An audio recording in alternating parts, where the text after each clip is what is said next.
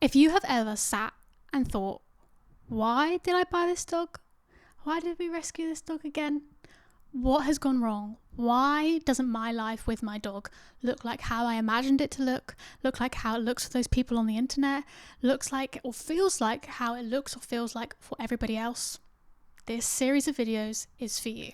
Hi, I'm Ella, I'm a dog trainer and I'm currently studying to become a clinical canine behaviourist. And in these next few videos, of which I'm titling Meeting Your Dog, we're going to be looking at how meeting your dog's needs can change how your life with them looks. I really don't want to spend too long on an introductory video. I want this to be a space in which people visit to go to the first video. But I do implore you to watch this through just so we can set some ground rules and you can see if this is really for you, so you're not wasting your time by going to watch formal videos that you don't need. The truth is, I just want to keep this short and sweet. So here goes. There are 3 things I want you to remember before you get into watching the rest of these videos. Thing number 1 is that your dog is a mirror of you. Everything that they're doing for 2 reasons. Number 1, you have allowed the rehearsals, and number 2, they find it reinforcing. There are no ifs, ands, or buts. There is no such thing as a stubborn dog or a spoiled dog. They are simply doing what we have rehearsed with them or what they find rewarding. When we stop using language like, oh, my dog is scared of men in hats because of XYZ, and oh, my dog doesn't like other dogs because when they were XYZ, and blah, blah, blah, and blah, I get it. All those things can be true, and the truth is, they're continuing to do this reinforcing behaviour that is undesirable to us because we are allowing it. Your dog is still scared of men in hats because you haven't been working on their fears around men in hats. Your dog is still reactive towards other dogs because we haven't been working on their fears towards other dogs. This is wholly our responsibility. 2 things can be true at once. They can have had a traumatic or scary experience with these things, and as their guardians and owners, it is our duty to help them face these fears. Point number 2 is that this is a generalized guide. I couldn't possibly sit here and give out the exact perfect information for every single person, and that's okay. The thing with dog training is you can have 2 dogs that have the same issue, that looks the exact same, that presents in the exact same way, and yet the way we treat it could be drastically different. This is why I am focusing less on training advice in these videos and more on behavioral science, on the advice that you need to change your dog's life, not just the way they're reacting to certain things in certain situations at certain times of day, if you have a piece of food on you, if you have a toy or not, if you're willing to punish them or not. I'm not interested in that right now. I'm interested in changing their behaviour, their behavioural responses and the lifestyle we are living with them. So yes, this will be generalised advice.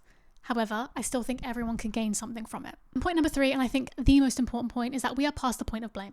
We are past the point of blame or shame or comparison. We have moved on from it.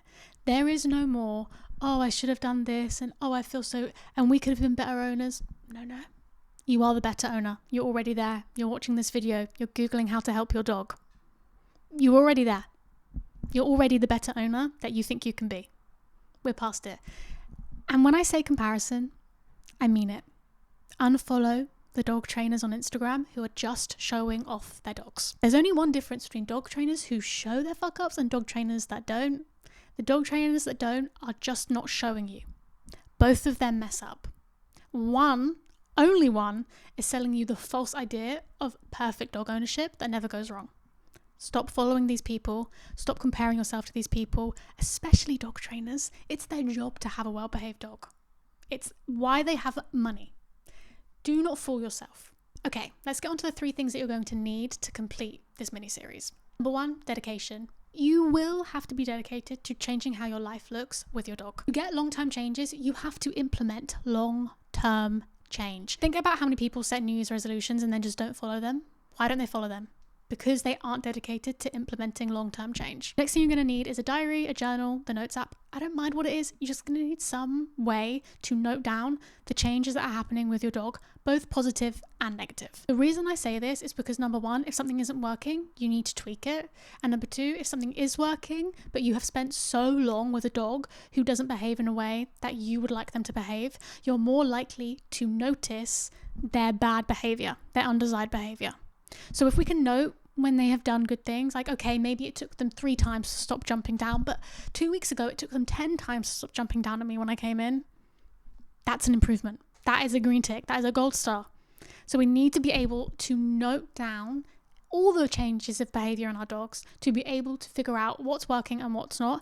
Otherwise, you're just going to end up where you were in the first place, which is doing a bunch of things that aren't actually changing the behaviour. Thing number 3 is that you might need to invest in some new kit, some new items. You don't have to.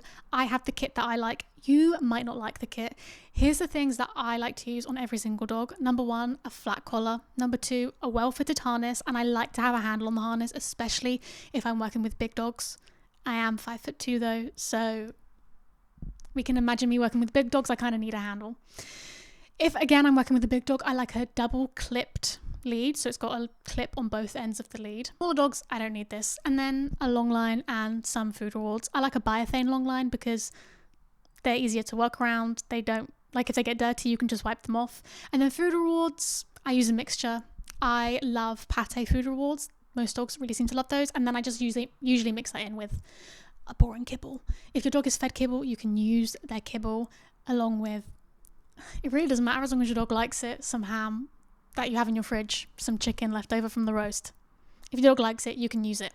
Okay, introduction over. Now we can discuss what I really mean by focusing less on training and focusing more on behaviour. That means meeting our dog's needs. Some of you are going to be sitting there thinking, my dog's needs are met. They have food, they have water, they go out for a walk, they're still acting like a little asshole. I am sorry to say, that probably means your dog's needs aren't being met. Remember at the beginning of the video when I said there are 2 reasons why your dog is doing the behaviours that you don't want them to do, even if you've tried to train out of them. And number 1 was because we've allowed rehearsals of that undesired behaviour. And number 2 is because they have found it reinforcing. Now, why would a dog find a behaviour that you don't think is very reinforcing or doesn't seem like it should be very reinforcing for a dog? Reinforcing. Why would they seek out to practice that behaviour? Usually it's because of an unmet need, and this is the closest way that your dog can meet this need. This might look like stealing socks because your dog has an unmet scavenging need, which is a natural base need for any dog. This might look like your dog eating poo out on walks from other animals because they have a dietary need that isn't being met. This might look like your dog having to say hello to every single dog and person they see because they don't have appropriate social needs met. They might have a very, very high social need, but it's not being met in an appropriate way. And this is when I introduce to you the dog's hierarchy of needs. I've moved over so we can see it here. So we have seen this before, right? We have seen the hierarchy of needs for humans. It's kind of the exact same things for dogs. On the bottom, we have biological needs, then we have emotional needs, social needs, breed-specific or species-specific needs, and then do you see that tiny little triangle at the top? That's training needs. Do you see how small that is? Do you also see how it's the last thing we're focusing on? Yeah. So you've been working on training your dog when really you need to meet their needs. The reason we need to meet our dog's needs before we get into training is because a dog who has all their needs met is a more biddable animal. They are not searching constantly to have the biological need of rest met. They're not uninterested in your training because they're not getting enough sleep and they're tired, so they don't really want to train with you. They're not so focused on every other dog and person they see because they're having their social needs met in an appropriate way. They're not so focused on chasing something or scavenging food on the floor or barking at everyone because we have appropriate outlets for all of these needs. Each week we're going to be looking over what these needs are and how we can meet them. We're going to start with biological and emotional needs because they can be intertwined. Then we'll look at social needs. Then we'll look at breed-specific or species-specific needs, which will by far be the longest and biggest video and probably the most important. And then we can look at training needs. When we meet all of these needs in our dogs, what we actually have is a dog who doesn't have to act out in desperation every day. They don't have to chase every dog they see because they either have had or know that their social need is going to get met. They don't have to practice what they were bred to do, their breed-specific needs, in an inappropriate way because you're meeting that need in other areas of their life. Do you see how focusing on training, the smallest part of this triangle of needs, could set you up for failure? Because if your dog has an unmet need that you're not aware of, you are working through something that they don't have the emotional bandwidth for. They can't concentrate because they haven't got these needs met. This is the bread and butter of my training. This is how I go about helping every single dog. We look at all of these needs first before we even think about training methods and what we're going to implement to help them with very specific issues.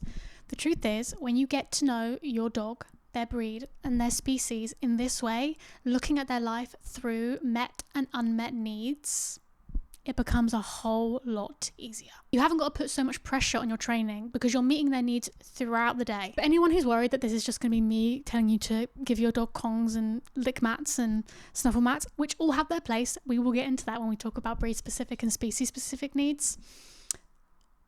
I just want to say that's not going to happen here. That is definitely not going to happen here. When I say I'm truly going to give you the step-by-step, I'm going to give you what I give my clients. I'm going to give you the checklist that I give my clients that we fill out to look at whether or not their needs are being met and where we need to meet these needs. As I said, training is the smallest part of this. It is the top of that triangle. We need to create a good basis for everything else first.